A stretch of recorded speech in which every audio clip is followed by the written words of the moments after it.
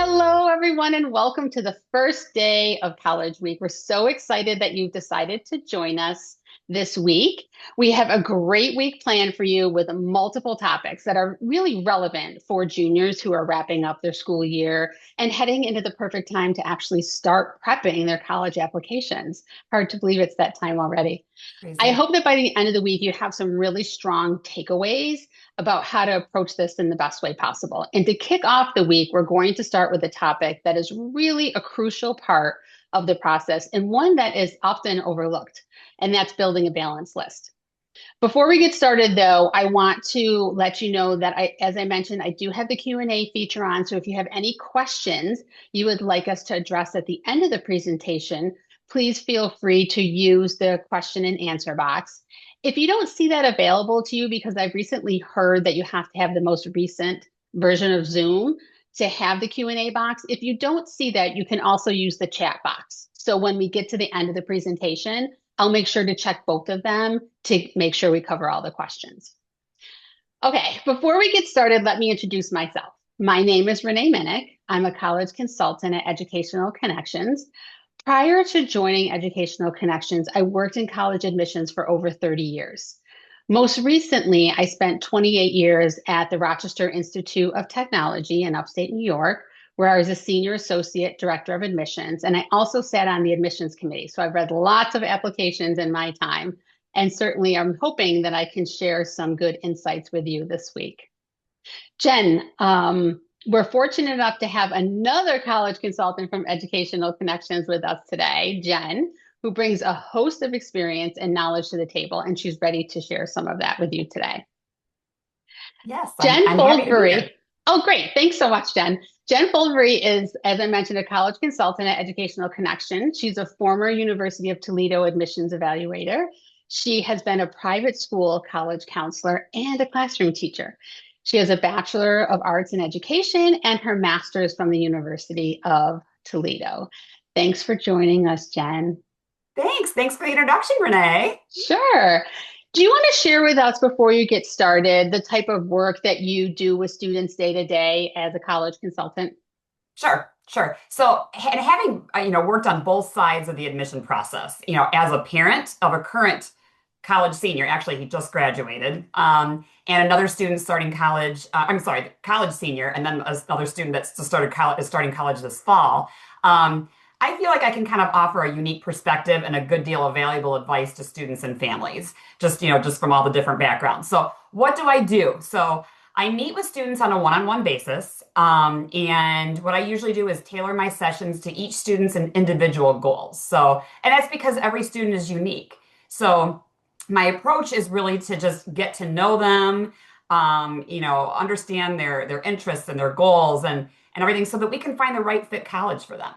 So, we work together to build a list so that every school on their list is a good fit for them, and that's what we're going to talk about today. So I'll usually provide strategy and guidance to alleviate some stress because it can be an overwhelming experience for students. And my main goal is just to guide them through the process. I love two things that you said, Jen. One, first of all, that you have been a parent, you've been a college counselor, and you've worked in admissions. So you have really seen it from all sides. And I It's- think that type of yeah. experience really helps you be helpful and compassionate and really guide a student.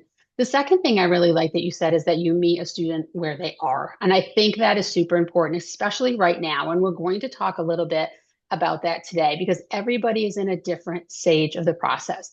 So if you've been looking at colleges for months or a year, great. If you haven't started yet and you have a rising senior, I don't want you to panic because we do have some helpful tips for you today on how to get started and where to go on this process. Okay, so let's get started with this. What is a balance list? We use this term all the time, but I don't know if everyone actually knows what it is. So can you share what a balance list is and why is it important? Sure. So a balanced list really ensures that students have a mix of options where they feel confident about acceptance at, some of the institutions while still applying to schools that might be a little bit more challenging to get into, but they still align with their academic goals and aspirations. So when students apply to schools where their academic profile aligns well with their admission standards, their likelihood of getting accepted to the schools on their list is much better. So when I help create their list, we make sure that they have a mix of reach, target, and likely colleges. And I know that next slide, it kind of shows a little bit about, what a reach school is. So a reach school, might be more of like their dream school, a school where a student might have more difficulty getting into because of its selectivity and their low Mm-hmm. acceptance rate. Mm-hmm. And then you've got a match school where, their profile is similar to that of the average admitted student.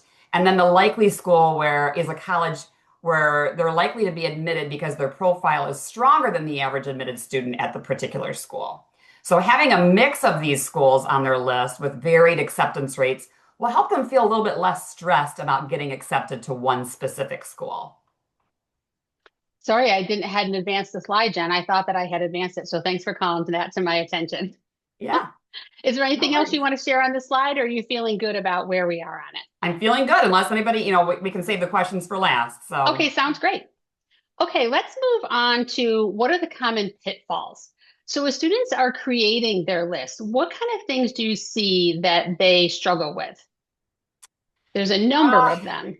a couple different things. I would say the biggest thing is for most of my students I see coming in are creating top heavy lists. So, a top heavy list is one where a student has like too many reach schools on their list. So it can be that an academically strong student has, several reach schools, but just needs to add a few match or likely schools to kind of balance their list out. Or maybe they have too many high reach schools. And a high reach school is, where it's a school where it's highly competitive for everybody because of its low, very low admit rate. And they're basically reach schools for everybody. So we want to make sure that, they balance their list out by applying to a few target and likely schools. That way, when the decisions come out, they have some options. That makes a lot of sense. Do you have an example maybe of a student who you've worked with in the past that has come to you with a top heavy list and how did you help them balance it? I think this is something that we see very commonly. I just met with a student last night that had very top heavy list, very strong academic student, but that list was only reach school. So do you have an Right. example that you can share with us and maybe talk about what the outcome was for that student? Yes, yes, I can tell you about Cole. Great kid, great kid. His parents were interested when he came to me. His parents were interested in only highly selective, prestigious schools. He had UVA on his list, University of Richmond, but his academic profile didn't really fit the admission profile of these types of schools. So we had to, kind of break it down, have a conversation about this, and kind of work through it a little bit. And he actually ended up applying to some really great schools that fit his profile while still keeping those other, highly selective reach schools on his list.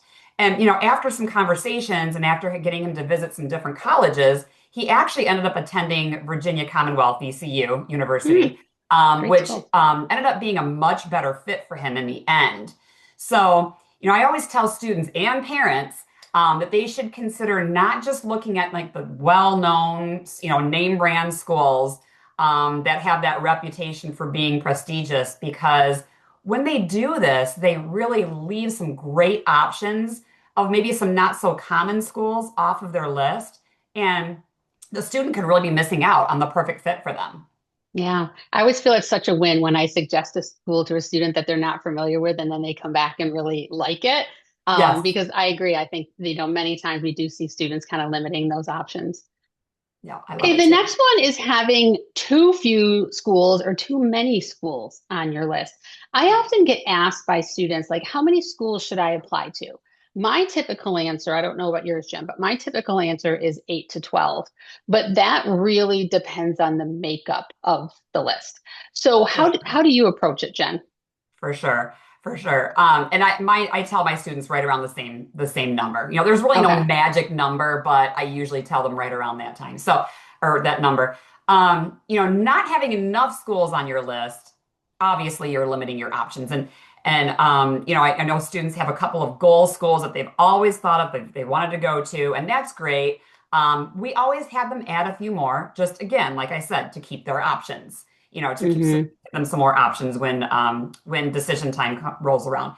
If they have too many schools, and sometimes I've got a couple of actually rising seniors right now who have a pretty big list already.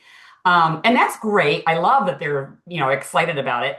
But I feel like we lose the quality of the application because they're Mm, just trying to do too much. A lot of colleges, in addition to the common application, which is very, common, for many of our schools use the common application. They have an essay, a supplemental or an essay that they need to write for some schools, not all. But then some schools will have additional supplemental essays that need to be written. And we don't want to rush through them. We want to make sure that hmm and when you have so many schools on your list, that's a lot of essays to write. I had a student last fall who, oh my gosh, I can't even tell you how many essays he had to write. He was just writing. I was just reviewing so many essays. And at the end, he kind of told me, he's like, well, I was really just applying to that school just to see if I could get in. And I'm hmm like, okay, let's dial it back. Only apply to schools that you would really seriously consider attending if you were offered admission. Yeah. The common application and the fact that there's some schools that are test optional makes it easy for students to just keep adding schools to their list. But let's really make sure it's a school that you really would feel like you could attend if you were, admitted. I agree. I think I have sort of very similar conversations with students. I normally say 8 to 12 schools, as I said. I had a student last year that applied to only 6 schools. And this is where I'm talking about like the makeup of the list. Of his 6 schools, they were all match and likely schools. None of them were reach schools. He had visited all 6 of them. He really could see himself at all of those campuses. So I was okay with 6 because I knew he had really researched, he had invested time, and I was very confident he was going to get admission offers. But then I had another student who only had 6 schools on their list, and they were all reach schools. So in Right. that case, 6 schools isn't enough. So it's not really just about the number, but it's about the makeup of the list. And I also love what you said about too many, because I had students as well last year that I had one student, 28 schools last year. I think she wrote 47 Wow. essays. And it was she was an extremely strong writer. It was, she did well, but it was a lot of time and work and investment. And I don't know that every student is up for that. And I agree. I think at some point you get writing fatigue. The quality of what you're presenting isn't as strong. So I think kind of making that list not only the right size, but the right makeup is just as important, and kind of having those conversations with students. I had a meeting on Saturday with a student who said just what you did. Like, I said, why are you adding these schools on? And he goes, I don't know. Someone said they were good schools, so I'm just going to put them on my list. And I'm like, but are they good schools for you? And so we really talked about doing a little bit of research before and making sure your list is made up of schools that you feel confident could be a possibility for you. Right. So yeah. Yeah. Okay. So the next one we have is limiting your options. And I think you touched on this already, but this one Did. is so important. And this is the one I probably find most challenging in working Yes. with students and families. They come with this set list of schools that they want to apply to, primarily because all their friends are applying to Right. them, or their friends' kids are applying to them. They've also heard that they're good schools. They've looked at rankings and things like that. But I think it's super important to consider other schools that are not on everybody's list. Right. So how do you approach that with families, when they come to you? Or do you have an example of, another student maybe that you've had this issue with, that you shared some possibilities with? Yes. Yeah, for sure. So I always encourage my students to think outside the box a little bit. For example, if they only have large public schools on their list, I always say, just check out, just, we're just testing the waters, Right. check it out, just see if there's maybe a smaller school, maybe, somewhere nearby your house that you can go visit, just to make sure it's not what you want. Because many Mm-hmm. times I will find that a student, will just go check out a smaller campus and say, you know what, I kind of feel like that might be a better fit for me. So I always tell the students, block out the noise from your friends and do the research on your own. So I have a student that I can think of. His name is Mason. He came to me with he was one that came to me with a really big list. Very, a lot of several, well-known large state schools. He had Arizona State, Michigan State, Iowa State, all these big. But the thing was, Mason had an ADHD diagnosis. Mm, And after a few of our meetings, I could really tell that he could benefit from being at a smaller school with like much more, like stronger support services for students who had ADHD. So I encouraged him, I told him keep those schools on your list, but I also suggested some smaller colleges that I thought would, better suit him. And actually he ended up, visiting a few other schools and he ended up falling in love with the College of Worcester in Ohio, which is a small liberal arts school, and mm-hmm. is actually planning on enrolling there this fall. So he Interesting. just, he just never, it just surprises you every time, I know. I love your term block out the noise because I use that all the time with students. I had a student last year who came back from visiting a college and she was so excited about it. Like she was like pumped up. And I was like, great. And, she really, really connected with school. And then a next meeting, I asked her about it and she was like, oh, I don't think I'm going to apply there. And I was shocked. And I said, why? And she's like, well, I went to school and told my friends I was applying there. And one of my friends said, oh, why are you applying there? And it totally changed what she was thinking. So we had that conversation, block out the noise. Right. What is perfect for you in a college may not be perfect for even your best friend. This is a Right. very individual process. She did end up applying and she actually did end up enrolling at that school, which was great to see, but it really took some time for her to kind of put that aside and really think about what was best for her. Right. Yeah, for So sure. that's some great tips there. Okay. Oops, I got to go backwards. Sorry. There we go. Okay, last but not least, timing is important to make Yes. sure students have the proper time to do research. I know we've talked about that a little bit already, but I think when I say this at to students, sometimes you want to research the school, they don't really know how to start. So, what type Right. of research do you recommend that a student does? Well, Renee, and as you know, it takes so much time to research colleges, build your list, visit campuses, complete your applications, write your essays, make final decisions. It's a process. Hmm. So, and I usually tell, students, um, you know, don't start any later than junior year. Junior year is actually the last, possible time you should get started. The earlier the better, though. I have some Right. students starting out in eighth and ninth grade. If you're a parent on this webinar, if you're a parent of a rising senior, please do not panic, though. We still have time. We just need to get started pretty quickly. What's great is either students are already out or almost out for the summer, and they have the luxury of time now to visit campuses and start really having conversations with their families about creating a well-balanced list. So, we work together on that. So, when students are doing research and looking at schools, what do you suggest they do? I know you mentioned campus visits, like searching the website, like virtual tours. What's the best way to go about that? Right. So really it's all about fit. So, I want to get to know my students first. So, I usually find that it really helps to just like sit down and have like a genuine conversation with them about their interests, their passions, their goals for the future. And then we discuss their academic profile. This includes their grades, course selection, standardized test scores, all that so that, ACT, SAT, so that we can understand their competitive range for the different types of colleges on their list. So when we start looking for colleges, I have them consider things like, major. Does the school offer strong programs in their desired major? Support services. Do they need, what types of support services are available for them if they have a learning difference? Location is a big one. How Mm, far away from home are they willing to go?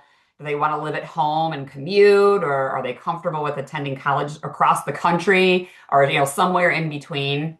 right.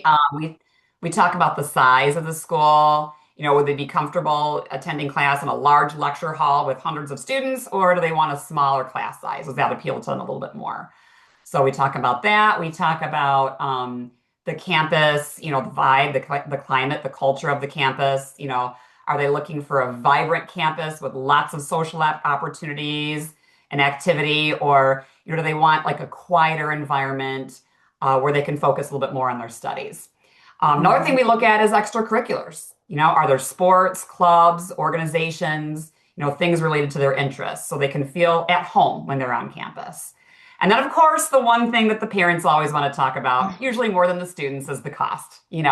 Does the overall cost of attendance fit within the family budget? What types of scholarships and financial aid are available? We go into all that. So Right. lots of I factors think to consider. I agree. And I really like a number of things that you hit on here. Location is one I think is always surprising when I speak with students. I don't know about you, but I'll, ask like, how far do you want to go from home? I usually ask that in our first meeting when the parents are in the meeting.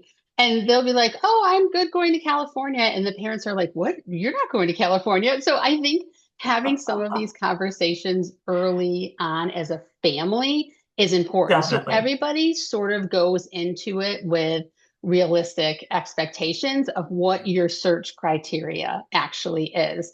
I do love that you hit on cost because I think that's really important to have those conversations early on as well. And size as well, not just size of campus, but the size of the classroom. And is that Right. the right, fit for the student? I think I go through some very, very similar things, but I also know, and I know you do as well, that where students are when they start answering these questions as opposed to where they are after they've done some campus visits is usually very different. You start to Sure. refine your search criteria and what's important to you as you start searching because you do find out that you like things that you didn't expect to like and maybe didn't think like things that you thought you would love. I know we've Definitely. experienced that with our own kids and then also the students that we work with as well. So going into it with open and honest conversation as a family, but then also being okay with changing what you want and what you like and then refining your list from there. For sure. And I always tell students, and I mentioned this and I'll probably say it again before this webinar is finished. The campus visit is so important because a lot of times I tell students, once you get on this college campus, you may discover things that you never even realized you needed in a college. Right. And then once you start visiting other schools, you start making comparisons. So, Yes, I yeah. think that's really true. Once they start doing campus visits, I didn't know that I wanted a theater program, or wow, this residence hall is amazing. So I need to check out Right, the residence halls at the other schools as well. So there's a right. lot of things to consider in there. And that's why starting as early as possible is helpful. So you have time to do that. But again, if you have a student who's a rising senior and they haven't started, now's the time to start. There's so many great things that you can do to check things out online before you go into those campus visits. But I agree. A campus, nothing beats a campus visit. I think they're always really important. Your favorite saying. Yeah, I know.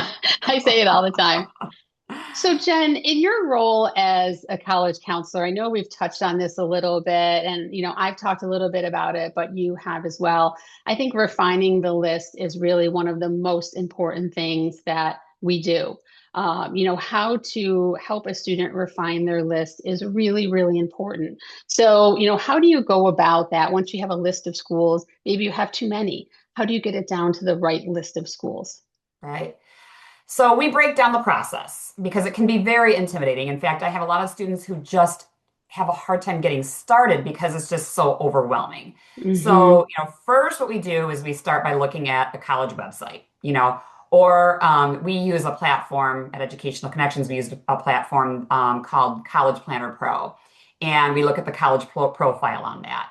And we just kind of start having, just high level conversations about the school. And then what I usually have a student do, and it's so great with all the technology nowadays, something we didn't have when we were younger. We were lucky to have VCR tape of the video of the campus, but now, students they can watch a video on the campus, they can take a virtual tour. A lot of colleges do have virtual tour options on their websites. So you can actually visit the campus before you actually make the trip there. So, Hmm. I have them look at the school through a fit lens. I have them ask themselves questions like, can I picture myself here? What does the vibe of the campus match what I'm looking for in a college? And if Hmm. they like what they see, then I usually encourage them to schedule an in-person tour of the campus. When we talked about the campus tour before, we're going back to that. Yeah. It's the single most effective way to find out if a college is the right fit for you is getting on that campus. And Hmm. I know you always say, nothing beats a campus visit. My thing that I always say is it's like test driving a car before you buy it. You want to make sure you're comfortable with it Right. before you make that big investment.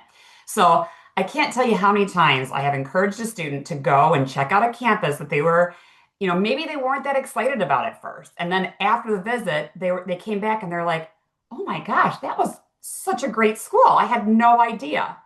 Hmm. And I've also had, students who are absolutely certain that they wanted to go to a particular school, maybe like a large school. And then after I encouraged them to check out, like I said before, a smaller school, they ended up choosing the smaller campus. So it just really, pays to take that campus visit. Right. Um, After that, after the visit, we sit down and we talk about their must-haves, So, make or break, this is what I need to have in a school. And then, I make some suggestions, which many times or sometimes, are schools that, they may have never heard of before. That Hmm. might be the perfect fit for them. So, and then we talk that out, we weigh the pros and cons, and then we kind of finalize their list together. Yeah. I think that's really the way to go, really talking it through and making sure because there's so many factors. I mean, when we go into talking about a balanced list, we go into this talking about reach, match, and likely schools. That's what most people think of a balanced list is making sure that you have enough schools in that category. And that really is the crux of it. But I'm glad that we had a chance as well to talk through all the other factors that you want to think about in considering schools because that's really where it begins. What is the right fit for the student? What are the pros and cons of this? And then you make up a list and then you see if it's balanced. And if it's not balanced, then you look to see what other schools in those categories that you need more schools Right. fit your criteria. That's a good fit for you. And then also make sure that the list is balanced. So it is I don't want to say it's complicated in making it up, but there's a lot of factors to consider and you want to make sure that you take all of that into consideration as you're building the list. Definitely. So we often say we kind of have this phrase there's a college for everyone, and I truly believe that. I have worked with all different types of students, from all different academic backgrounds, many students who have ADHD, students with learning differences. I have yet to find a student that I haven't been able to find colleges that are a good match for them and they're excited about attending. Do you feel that same way, Jen? Absolutely. There's about 4,000 colleges and universities in the US. So there truly is a fit for just about everyone. The key is to, finding a school that matches the student's personality, matches their learning style, their academic goals, interests, social preferences, not just its ranking or name recognition. A Hmm. student is more likely to thrive at a college where they feel supported, where they feel comfortable, and engaged both inside and outside of the classroom. Right. I agree. And at the end of the day, I always tell students next March, March of your senior year, I want you to be sitting at your kitchen table with multiple admission offers. Right. And that's one of the most important things when you're talking about making a balanced list, making sure at the end of that senior year, the student is in the driver's seat on where they're going to attend college because they have choices available to them. And I think that is really, really important. And when they kind of shift their thinking that way, then it helps them understand like why it's so important to consider a number of different schools and also build that balance list. So thanks for sharing all that with us, Jen. Of course. So before we wrap up, I want to remind everyone to join me back here tomorrow for day two, which is all about the college essay. We're going to be talking about brainstorming the topics, how to avoid overused topics, and a lot more. The essay is probably one of my favorite parts of the process, so I'm really excited to talk about it tomorrow. I have read tens of thousands of college essays in my time. So I really know what it takes to create one that is memorable and really make your students stand out. So I hope that you'll be able to join me tomorrow at noon Eastern to talk about that a little bit more. Before I talk about this slide, I do want to remind everybody that both the Q&A and the chat are open, and I am going to go to questions next. So we'll answer some questions that you might have about building a balanced list today. But before we move on to that, I would like to share with you about our personalized approach to college counseling. I know navigating your child's path can really feel overwhelming at times, especially when there's so much information out there and pressure coming at you all at once. So if you're feeling unsure about the what the next step, you're not alone. I think a lot of families feel that way. And we're here to support you if you would like that support. As college counselors, we start meeting with students as early as eighth grade, all the way through senior year.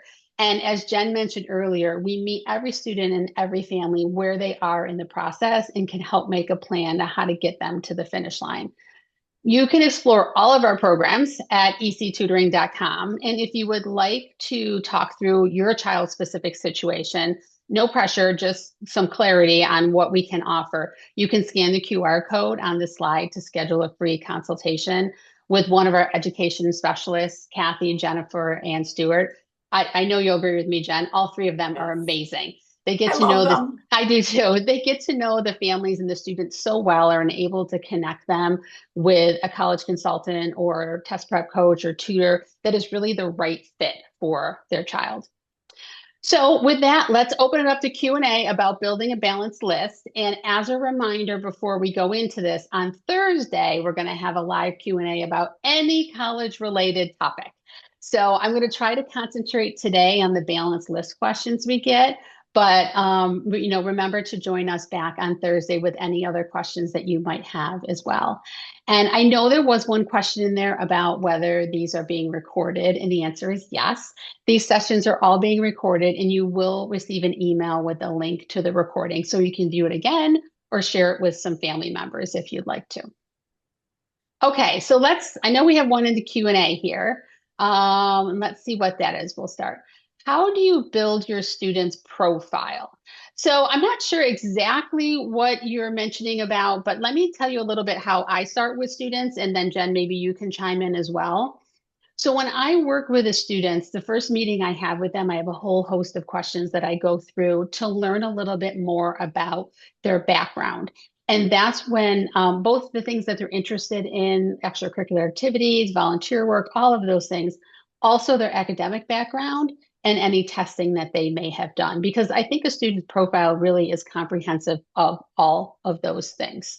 Um, I provide them with an activity tracker where, they can write down everything that they've done. I can help them select activities or summer programs that might round that out.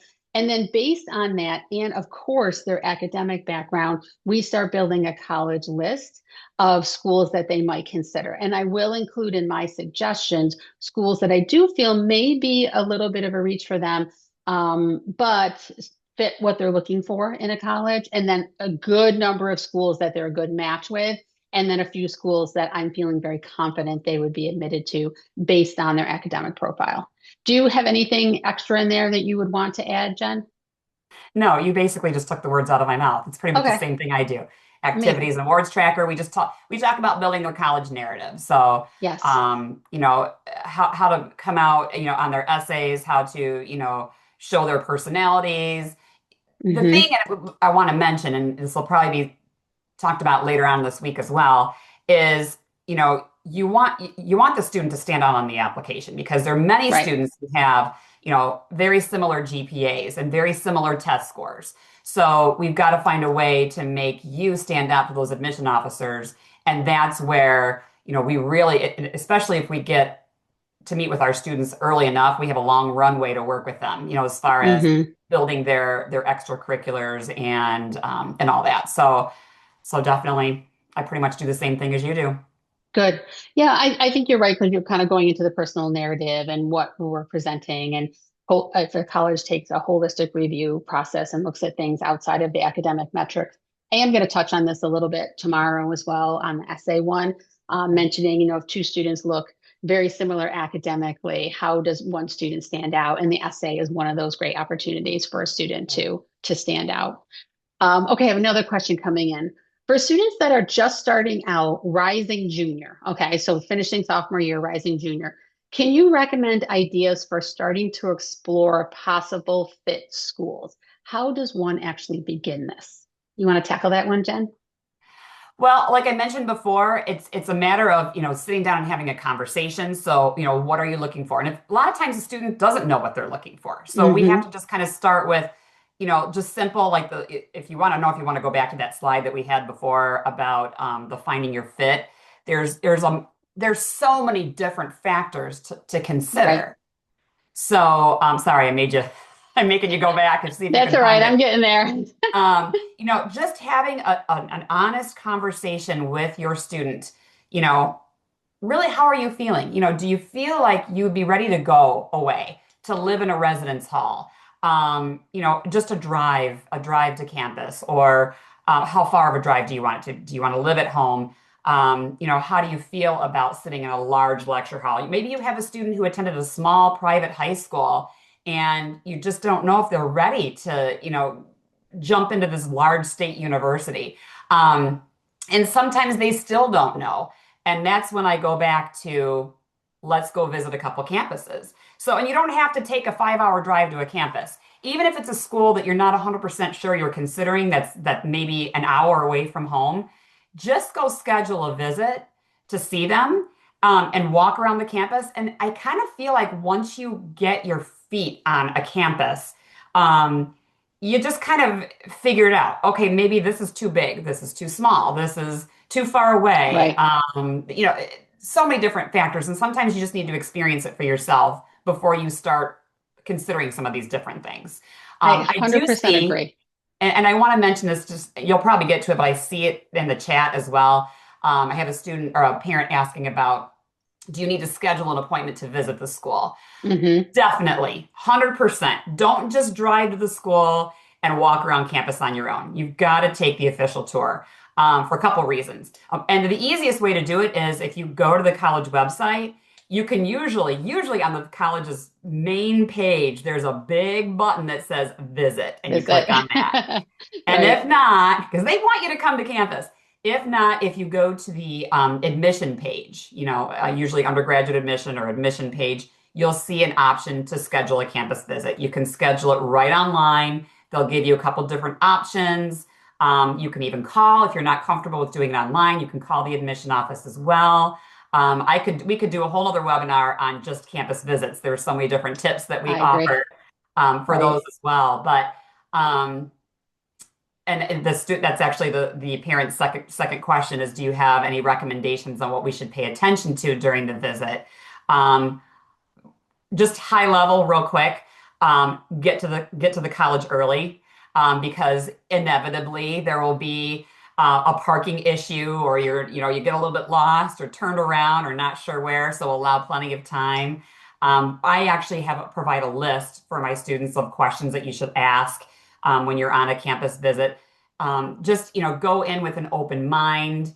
Wear comfortable walking shoes. Make sure that you ask the tour guide lots of questions, because they are the student they're usually a student. The tour guide is a student that is attending currently. So ask them questions like, why did you choose XYZ University?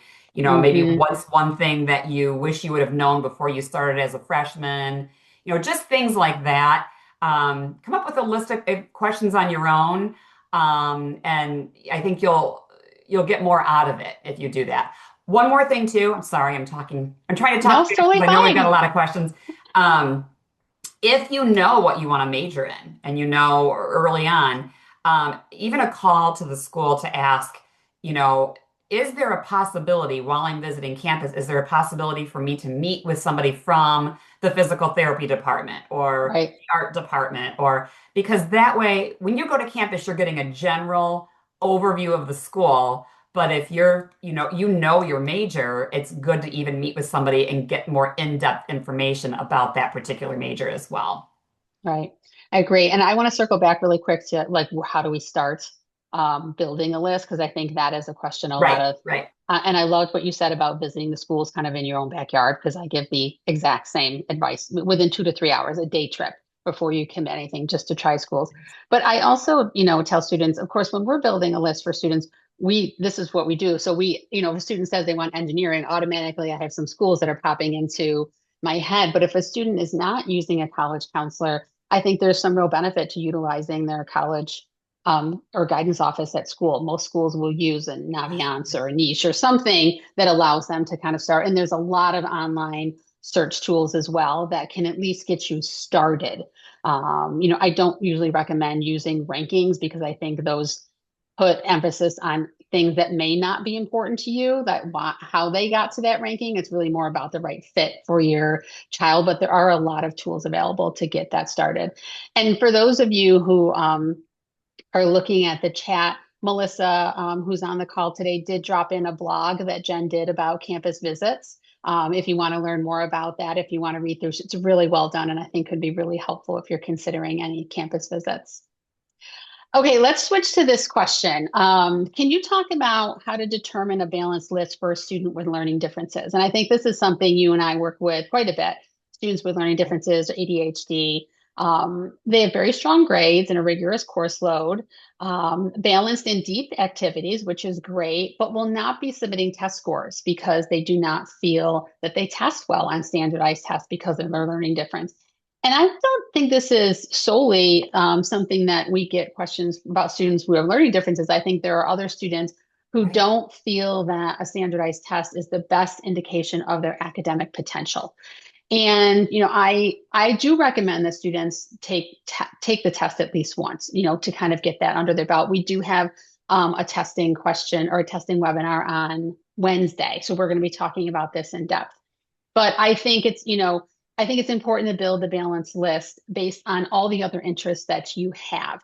If you're looking specifically for support services, that's another indication or another topic where it says offerings here, something else that you should think about when do they offer the right type of support services that that my child may need in school, and that what they need will be different for every student. But I think considering that as part of the process is important. When a student doesn't want to submit test scores, or I did have one student last year that never took any testing at all, and he went in knowing he was only going to go to test optional schools. I think you have to be a little bit thoughtful of that because even though a school is test optional, they may actually be test score preferred, even though they're test optional. And we have some data on that in College Planner Pro that you mentioned earlier that helps us know if a school is test optional. So kind of talking that through and, making sure that your list is well balanced. And even if a student decides to go test optional and not submit test scores to any school, it's important to really understand what that means and when you're making that decision for each individual college. So it's hard to give a blanket this is how you should do it, because I think it really depends on the student and their background. You feel similar, Jen? Definitely. I feel like we do this all the time when people ask us questions. They'll ask us a question, we'll be like, well, it depends. It depends. I It depends know, on a I lot of other know. factors, but yes, I agree. Okay. We have a few more questions in here, and I know we're getting to 12:45. And I just want to say thank you to anyone who joined us today. We're going to probably answer maybe two more questions. But again, as a reminder, we have our open Q&A on Thursday. And happy to answer any questions you have about college counseling. I always love those days when we just have 45 minutes of questions because we get some really good ones, and I think they can be really helpful to families. So I'm excited for that. But let's tackle a couple more questions that we have in here. Let's go back up. Okay, if a student has no, I think this is common. If a student has no strongly stated objective, criteria, major, they just, I've had students say this to me. Every time I ask them a question, their answer is, I don't know. No. I don't know. And so, it is kind of hard to start a college search without that criteria. And I think the advice that you gave, and I think I mentioned as well about visiting local schools to kind of get an idea, I think is a great place to start. This family in particular has an autistic student who's a rising senior and into computer games nonstop. So for me, I think, okay, they have a little bit of criteria. Like, what do they like about computer games? Do they want to go into that as a career, or is that just going to be an extracurricular activity? Kind of talking through that, I think, would be the way I would approach it with the student, just to make sure I know where their interests are and their passions are. Because if there's something they're really into in high school, then I think makes a lot of sense to start exploring what possibilities there are for majors that they can use from their interests. And I think there's a disconnect there for some students oh, I didn't realize what I actually like can then be A what career. I want to major in. Right. And I had a student last year that was really into gardening, loved gardening. And he felt very unsure about a college major. I remember at one point he said to me, I feel like everyone knows what they want to do except for me. And we did some testing and, explored a bunch of different things. And he ended up going into environmental science, like finding this sort of passion that tied some of the things he was interested in into his major, and he had not seen that connection ahead of time. So I think that is really important. All right, I think I'm going to I go agree. one more Oh, question here, if that's okay. Sound I was good? while you're reading the question, I just wanted to mention we Sure. do have a great tool that we use with our students called AchieveWorks. So if Yes. I have, a student that comes in and says, I don't even know what I want to do, it's a great program where there's a set of assessments that the students take, kind of similar to the Myers-Briggs test, but there's a personality assessment, a skills assessment, an intelligence assessment, a learning style assessment. And it's really great because the students get a lot of information just about them in general, but then at the very end, it matches careers to their personalities and their learning Mm-hmm. style and all that. So my students, I feel like every student that I've done this with, they're like, wow, this is so cool. I So we do agree. we do use that as well. I agree. I use it all the time. Okay, here's the last question. And actually, this is sort of a question I'm going to lead into tomorrow. So I just learned that each application may require its own essay. Exclamation point. So that was a surprise to this family. And not every college does require a supplemental essay, but certainly many of them do. Do you have any tips on essay writing material that can be the common piece or base for all applications? And I think this is a great question. And actually, tomorrow's session is going to be on essays. So I'm going to be covering all of that tomorrow, both the Common App essay, supplemental essays, how to approach it best, and then also for the University of California applications, the PIQ. So I'll be covering quite a bit of this tomorrow, and I hopefully will answer all of your questions there. And again, when you will receive copies of the recordings for each day, so you can review that as well. And if you have any questions, join us on Thursday for the live Q&A. All right, I think we're all set. Thanks so much, Jen, This for is fun. joining Thanks, us today. Renee. It was fun. I'm really glad we got to talk through everything, and I hope it was very helpful to everyone. I look forward to seeing many of you tomorrow, and I hope everyone has a great day.